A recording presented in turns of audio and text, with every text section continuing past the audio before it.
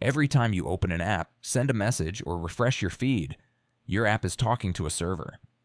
But here's the question: how does that actually work? And why are there so many different ways to do it? Because depending on how you build that connection, your app can either feel instant or completely break at scale. So let's break down the main types of APIs and when each one actually makes sense.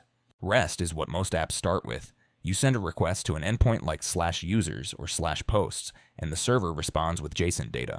It uses simple HTTP methods like get, post, put, and delete, which makes it easy to work with.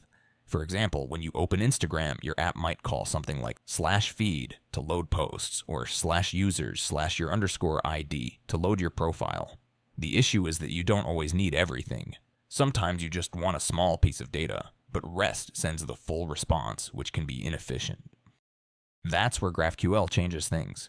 Instead of the server deciding what you get, you decide. You send one query and ask for exactly what you need. For example, imagine loading your profile, but only asking for your username and profile picture instead of everything else. This becomes really useful in apps with lots of data, like dashboards or social platforms. The trade-off is that the backend becomes more complex, and caching isn't as straightforward as REST. Both REST and GraphQL still follow the same pattern. You ask, the server responds. But what if you don't want to keep asking every few seconds? That's where webhooks come in.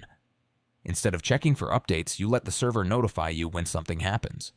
For example, if you're running an online store and someone buys a product, the payment service instantly sends your app a notification saying the order is complete. You don't refresh, you just react. But for things like messaging or gaming, even that isn't enough. You don't want updates, you want everything happening live. WebSockets solve this by keeping a constant connection open between your app and the server.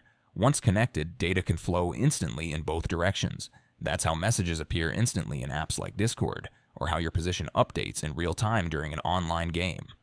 No refreshing, no waiting, just continuous communication.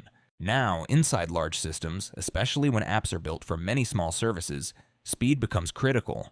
Instead of sending readable JSON like REST, gRPC uses a compact binary format, which makes it much faster. This is often used behind the scenes where services are constantly talking to each other, like handling recommendations or processing data at scale. The downside is that it's harder to debug and not really designed for direct use in browsers. Finally, SOAP is something you'll mostly see in older or enterprise systems. It uses XML and follows very strict rules, which makes it reliable but also heavy. You'll find it in systems where nothing can go wrong, like banking or government services. It's not modern, but it still exists because it solves a very specific need. If you want more tech explained simply like this, subscribe.